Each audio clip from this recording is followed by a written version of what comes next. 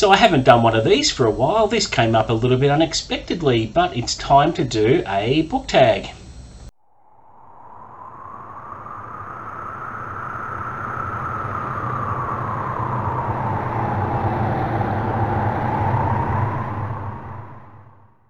What's up guys, welcome back to Unlimited Reads. My name is Chris and today I'll be doing the Loomis book tag, the tag that's been inspired by pets, more specifically cats. And I was tagged by Gareth over at Books, Songs and Other Magic to do it, so I thought this would be a little bit of fun. And the original tag came from the page, I think his name is Andrew over there, who created the tag based on his pet cat.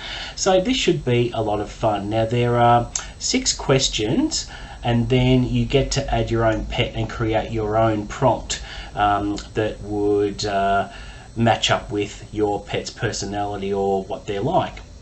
So let's kick it off with the first question is, Loomis, name the most chaotic book you've ever read. The one that comes to mind that I had to think about was one I read last year for New World's November, a really good reading project I participated in, and that is Slaughterhouse-Five by Kurt Vonnegut.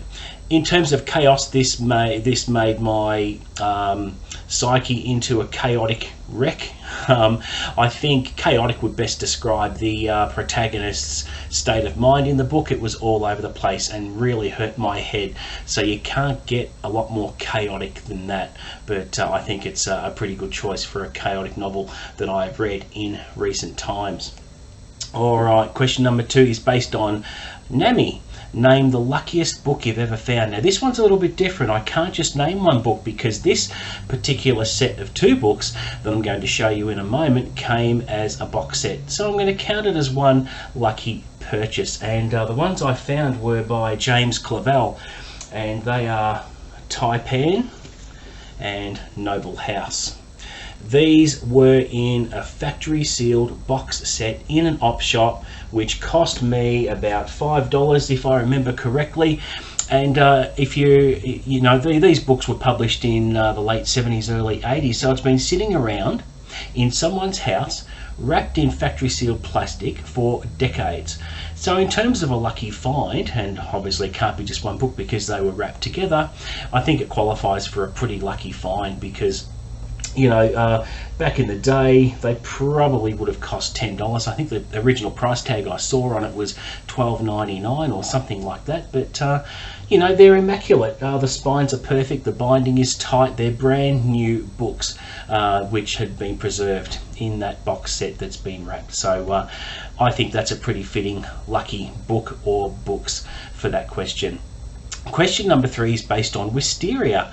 Name the book that is best to snuggle up with. And there's only one book I can choose, and that is my favourite book of all time, The Shining. Recently I completed my 7th reread of this one. Just recently I found myself in a reading slump, and this was the perfect choice to get me out of that reading slump. It's perfect for curling up on the couch on a cold winter's night, which is pretty appropriate for the theme of the book. And it's as scary as hell in some parts. Need I mention Room 217? But a perfect book to snuggle with. Alright, question number 4 is based on Claude. Name the book that has the best adventure. Now, if you were to term adventure as classic adventure, you know, early works of fiction like Tom Sawyer or Huckleberry Finn, I'd have to go with one I finished reading recently, and that is Sackett's Land by Louis L'Amour, the first book in the multi-generational saga, The Sacketts. This was a very pleasant surprise, and I have talked about it on the channel already, but what makes it special is its classic adventure at its best. It's high seas adventure. Sackett has to contend with pirates and Indians, and the action is just non-stop. So for a book written in the 70s, it's very, very classic adventure in that sense. So it's a pretty clear choice for me for that question. Alright, question number 5. Name a book you love, named after Jughead. Name a book you love but no longer own. Now this one, it's sort of a funny one because I lost this book. It was an advanced reading copy of Nosferatu by Joe Hill, Stephen King's son. When I got this book, I was working in the book trade as a bookstore manager, And one of the perks was when a sales rep came around and showed you through what we called then sell-through sheets of every major popular book that was coming in the next 3 months. And these reps were able to procure advanced reading copies, and I scored one of these, which was absolutely fantastic. Now, I don't know what happened to it. I think I lent it out to someone. I'm really not sure what happened to it. I remember mourning it for a little while. So, it's the book itself, I don't actually love, but I love the fact that I had an advanced reading copy of it, and it went missing. Now, I did replace it with a really nice B format version a couple of years back during COVID, and it's not the point. It's still not the same book. The advanced reading copy was special, and this one's a little bit of a compensation, but it's not the same book. But if I could say one book I love that I don't own anymore, that would be it. All right. Now, question number 6 is based on Venus. I think this is the name of Ollie's cat, actually, over at Criminoli. You've got to check his channel out. He is the king of everything pulp, horror and crime over there. Now, this question is, what is the most optimistic book you've ever read? Now, because I wanted to get this tag done fairly quickly, I didn't want to spend too long procrastinating about my all-time favourite optimistic book. But one I read not too long ago is called Big Tree by Brian Selznick.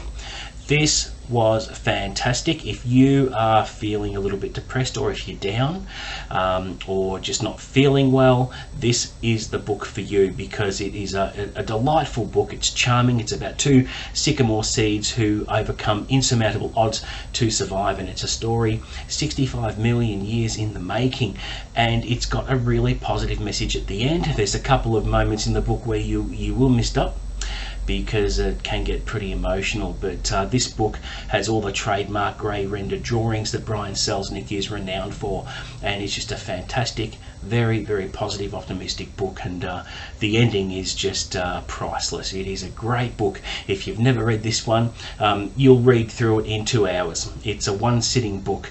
It is that fantastic.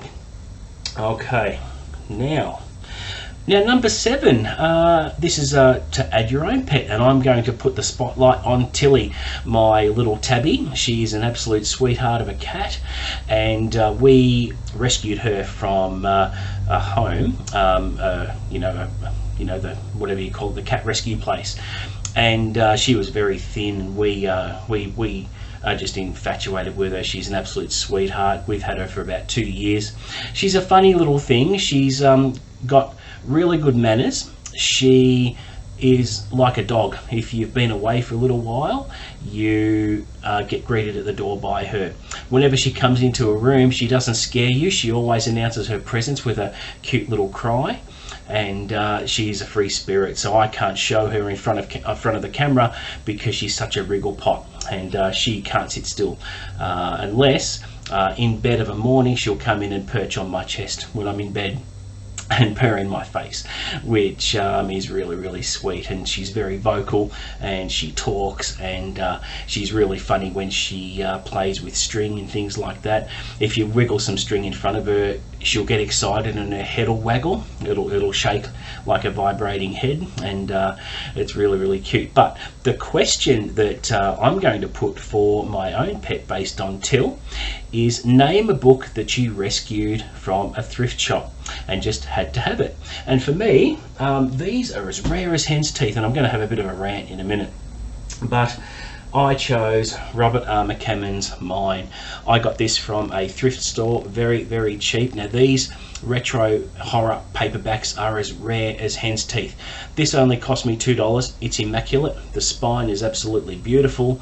I have become an instant Robert McCammon fan as of last year when I first read Boy's Life, and I have to say I'm very, very disappointed with how difficult these ones are to get. You can get them digitally, but if you want to read a physical Robert McCammon book, if you saw the prices on Amazon, it would make you sick. They're not very affordable. They're very, very rare. It's frustrating because I'm not sure why they haven't been reprinted. I think they need to be reprinted because Robert McCammon's too good an author not to have that done. So I'm really not sure why they haven't done it, and I think they should. But you know, I want to read a lot more of Robert McCammon's stuff, but it makes it hard when it's pretty expensive on the wallet, let me tell you. But you know, I plan on reading a lot more of his work. In fact, my next read is going to be Mystery Walk, which of course I will review on the channel, as I do for all his books. But yeah, that is it for my Loomis book tag. Hope you liked that. It allowed me to share a little bit more of myself with you. So there you go. Now, if you're watching this, I'm not gonna, I'll mention a few channels down below to acknowledge. I'll acknowledge Gareth and Ollie, but if you are a booktuber and you're looking for a tag to do, consider yourself tagged. And I'll be very interested to see what other videos come out from this tag. So it was a lot of fun. So thank you, Gareth, for the tag, and I really enjoyed this one. So thank you very much for watching. Please don't forget to like and subscribe. Offer up any feedback in the comments below as always, and I'll respond to those. But until the next video, guys, I'll see you later.